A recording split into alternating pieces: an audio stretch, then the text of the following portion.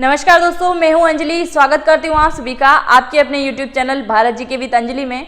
और आज अपन पढ़ने जा रहे हैं मध्य प्रदेश का जिलावार अध्ययन में बैतूल जिला। इससे पहले मैंने बहुत सारे जिले कवर करा दिए हैं। अगर आपने अभी तक वो जिले नहीं देखे हैं तो आप भारत जी के विद अंजलि चैनल के साथ में जुड़ के वो सारे जिले कवर कर सकते हैं। साथ ही आपकी आगामी एग्जाम के लिए मैं मैराथन क्लासेस लेके आने वाली हूँ। आप जुड़े रहें भारत जी के विद अंजलि चैनल के साथ में। चलिए शुरुआत करते हैं आज के इस नए सेशन की। जिला पढ़ेंगे अपन बैतूल जिला। इसमें मैंने सारे महत्वपूर्ण तथ्य ही शामिल किए हैं जो आपके एग्जाम में आने लायक है। मैंने वरन फालतू कोई भी चीजें इसके अंतर्गत शामिल नहीं किए हैं। वो सारे पॉइंट आपको इस जिले में देखने को मिलेंगे जो आपकी एग्जाम में आ चुके हैं या आने की संभावनाएं हैं। सर्वप्रथम बात करें स्थापना की कि बैतूल जिले की स्थापना कब होती है, तो इसकी स्थापना होती है 1 नवंबर 1956 में। कब होती है? 1 नवंबर 1956 को इसकी स्थापना हो जाती है बैतूल की। और बैतूल की स्थापना के साथ ही 1 नवंबर 1956 को क्या होता है, तो मध्य प्रदेश की स्थापना भी होती है। तो मध्य प्रदेश की स्थापना के साथ में काफी सारे जिलों का गठन इसी समय होता है 1 नवंबर 1956 को। संभाग की अगर बात करें तो ये संभाग में आता है नर्मदापुरम। किस में आता है?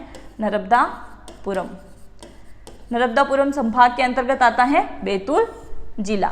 तहसील की अगर बात करें तो यहाँ की प्रमुख तहसीलें कौन कौन सी है? बैतूल, चिचोली, शाहपुर, मुलताई, आमला। मुलताई से क्या होता है? ताप्ती नदी का उद्गम। किसका होता है? ताप्ती नदी का उद्गम। आपसे पूछा जाएगा कि ताप्ती नदी का उद्गम किस क्षेत्र से होता है, तो कहाँ से होता है? बैतूल के मुलताई क्षेत्र से। आमला और भैंसदेही आडनेर और गोडा डोंगरी। तो ये क्या है? ये बैतूल जिले की प्रमुख तहसीलें हैं।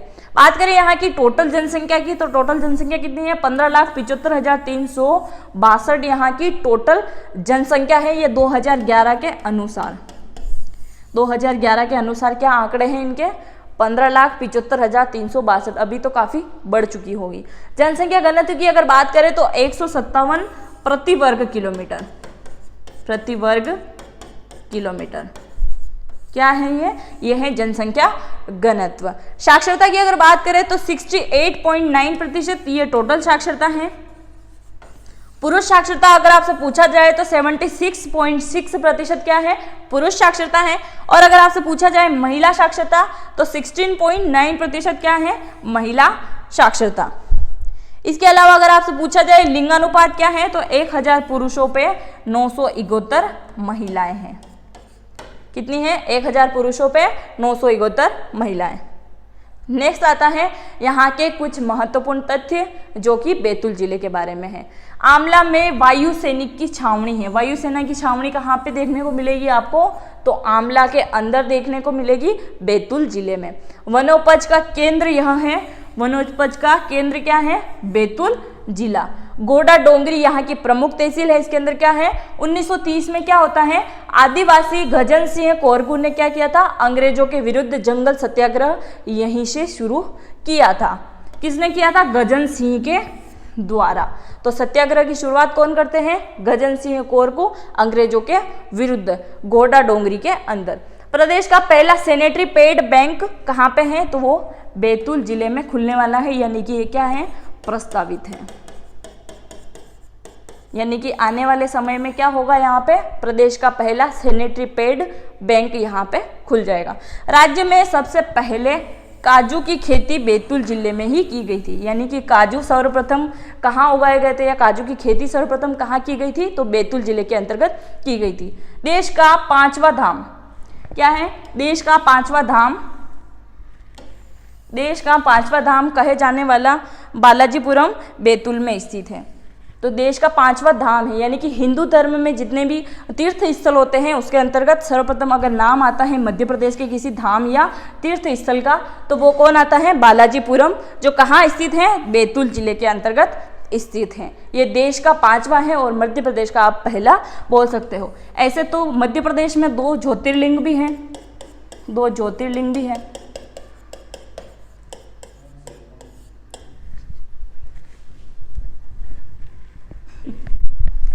2 ज्योतिर्लिंग भी है यहाँ पे मध्य प्रदेश में। पहला क्या है, ओंकारेश्वर, और दूसरा कौन सा आता है, महाकाल। यहाँ पे क्या हुआ अभी, महाकाल लोक का क्या किया गया है, उद्घाटन किया गया, लोकार्पण किसके द्वारा, मुख्यमंत्री जी भी आए हैं और प्रधानमंत्री जी भी यहाँ आके गए हैं। तो पीएम नरेंद्र मोदी जी के द्वारा क्या किया गया था, लोकार्पण किया गया था। पर अगर बात करें धाम की बात करें या दर्शनीय स्थल की बात करें तो वो कौन आ जाता है, बालाजीपुरम। कहाँ स्थित है, बैतूल के अंदर। यहाँ कौन कौन जाके आया है या बैतूल से मेरा वीडियो कौन देख रहा है, मुझे कमेंट करके जरूर बताएं।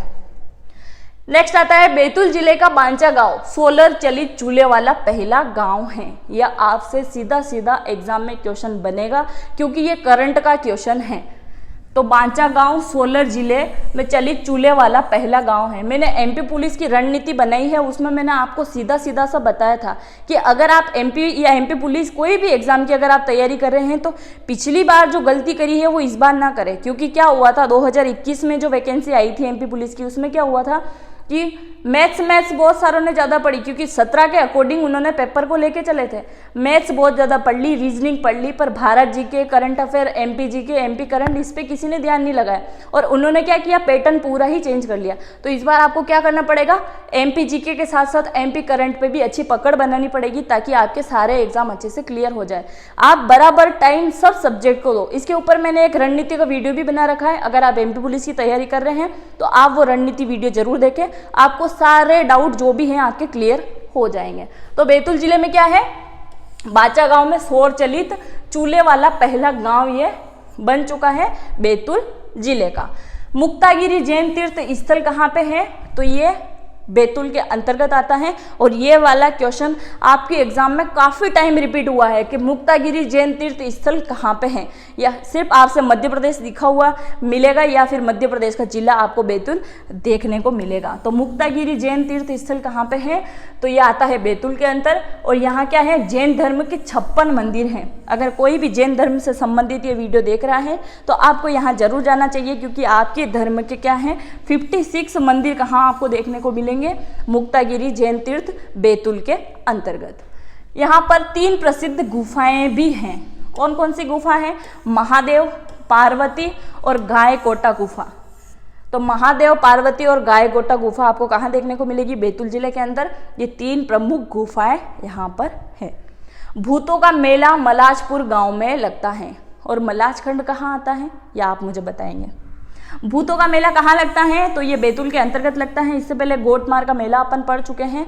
महामृत्युंजय का मेला, हाँ इसमें बहुत सारों को कंफ्यूज रहता है कि महामृत्युंजय का मेला कहाँ पे लगता है। आप सीधे सीधे तौर पे वीडियो को रोकें और इसमें मुझे आंसर लिख के बताएं, क्योंकि महामृत्युंजय नाम आते से आपके दिमाग में सिर्फ एक ही नाम आएगा, उज्जैन जिला।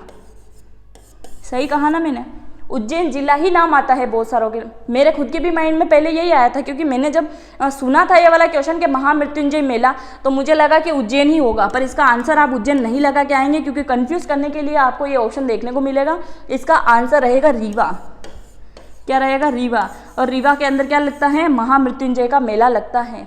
तो आप इस क्वेश्चन को आज से ही करेक्ट करें, क्योंकि आपके 1 नंबर माइनस में जा सकता है। यानी माइनस मार्किंग तो नहीं है एमपी पुलिस की या एमपी की कोई भी एग्जाम में, परंतु आपके 1 भी नंबर ना हटे, इसकी पूरी गारंटी रहे कि मैं आपको अच्छी चीज़ें पढ़ाऊँ। तो उज्जैन जिला न लगा के आप रीवा लगाएंगे। ये महामृत्युंजय का नाम आते से आप महाकाल मंदिर मत पहुँच जाना। और नेक्स्ट इसका और क्या आता है, ग्रेफाइट खनिज कहाँ पाया जाता है, तो ये कहाँ आ जाता है, ये भी बैतूल जिले के अंतर्गत आता है। ये प्रमुख उत्पादक क्षेत्र में शामिल है। क्या है, प्रमुख उत्पादक क्षेत्र के अंतर्गत शामिल है। यह जिला महादेव पर्वत के अंतर्गत आता है। यहाँ कौन सा पर्वत है, तो महादेव पर्वत यहाँ पर है। एकमात्र जिला है जहाँ पे क्या होता है, चाय और कॉफी के बागान यहाँ पे हैं। और दूसरा क्या देखा था, काजू की खेती। काजू की खेती भी कर ली है बैतूल वालों ने, और चाय और कॉफ़ी को भी नहीं छोड़ा है। सब टाइप की खेती ये करेंगे बैतूल वाले। तो चाय भी यहाँ आपको देखने को मिलेगी, कॉफ़ी भी आपको यहाँ देखने को मिलेगी, और काजू की खेती भी आपको यहाँ देखने को मिलेगी बैतूल जिले के अंतर्गत। नेक्स्ट है, कालीपीत अभ्यारण्य में भालू का संरक्षण किया जा रहा है। आपसे क्वेश्चन बनेगा कि कालीपीत अभ्यारण्य में किन पशु पक्षियों का संरक्षण होता है, तो आपको याद रखना है भालुओं का। क्लियर है। आप मुझे कमेंट करके बताएंगे कि सारस का कहाँ पे होता है, सारस का संरक्षण कौन से अभयारण्य में किया जाता है? सारस, साइबेरियन सारस है ये, साइबेरियन। और प्रवासी पक्षी कहाँ आते हैं ये भी आप मुझे बताएंगे, और राजस्थान के कौन से अभयारण्य में। जनजाति में कौन सा डाली व चट्टकोरा और नृत्य प्रसिद्ध है? तो कौन सी जनजाति है यहाँ पे? बेगा जनजाति। तो डोली प्रथा और चट्टकोरा, ये नृत्य कहाँ का प्रसिद्ध है? तो बैतूल का प्रसिद्ध है। और चट्टकोरा से रिलेटेड भी आपने एग्जाम में क्वेश्चन देखे होंगे। इसी जिले में क्या है? HMT घड़ी का कारखाना है, जो कि अब बंद हो गया है, क्लोज कर दिया उसको। पहले था यहाँ पे HMT का कारखाना। ये क्या है? एक घड़ी की ब्रांड हुआ करती थी, जो कि अब बंद हो गया है बैतूल जिले के अंदर। कालीबीत पठार बैतूल के अंदर स्थित है। कालीबीत अभयारण्य भी कहाँ है? तो वो बैतूल के अंदर है। महाराष्ट्र का अमरावती जिला किससे लगता है? तो बैतूल से सीमा साझा करता है। तो बैतूल, और आपसे क्वेश्चन पूछा जाएगा कि बैतूल किस राज्य से सीमा साझा करता है? शायद आपको ये अमरावती वगैरह कोई भी जिले का नाम देखने को न मिले, परंतु आपको राज्य का नाम जरूर देखने को मिलेगा। तो आपको लगाना है महाराष्ट्र। नेक्स्ट आता है नेशनल इंफॉर्मेटिक्स सेंटर, भारतीय सरकार का एक प्रमुख संस्थान है, जो कि कहाँ पे स्थित है? ये भी बैतूल जिले के अंतर्गत स्थित है। इसके अलावा महत्वपूर्ण तथ्य आपने देख लिया है कि मुक्तागिरी से संबंधित आपके एग्जाम में क्वेश्चन रिपीट हो चुके हैं। मुक्तागिरी क्या है? ये तो जैन तीर्थ स्थल है। इसी के साथ भारत का मध्य बिंदु, अगर सागर को मध्य बिंदु माना जाता है, क्या माना जाता है? सागर को, ये मध्य भारत का मध्य बिंदु इसको माना जाता है। तो भारत का सिर्फ बिंदु अगर बोला जाए कि भारत का बिंदु क्या है? भारत का बिंदु लिखा हुआ मिले तो बैतूल आएगा, और भारत का मध्य बिंदु अगर पूछे आपसे तो सागर जिला आ जाएगा। और भारत का वैसे भी हृदय प्रदेश तो मध्य प्रदेश को कहा ही जाता है, तो इससे आप कंफ्यूज ना होना, ये सारी चीज़ें एक ही हैं। ये थी बैतूल जिले के बारे में कुछ महत्वपूर्ण जानकारी जो मैंने आपको दी है। इसके अलावा भी अगर आपके कोई भी क्वेश्चन रह चुके हैं बैतूल जिले से संबंधित, तो आप कमेंट बॉक्स में लिख सकते हैं। मिलते हैं नेक्स्ट वीडियो में। शेयर करें, लाइक करें और कमेंट जरूर करें। मिलते हैं नेक्स्ट वीडियो में। Thank you.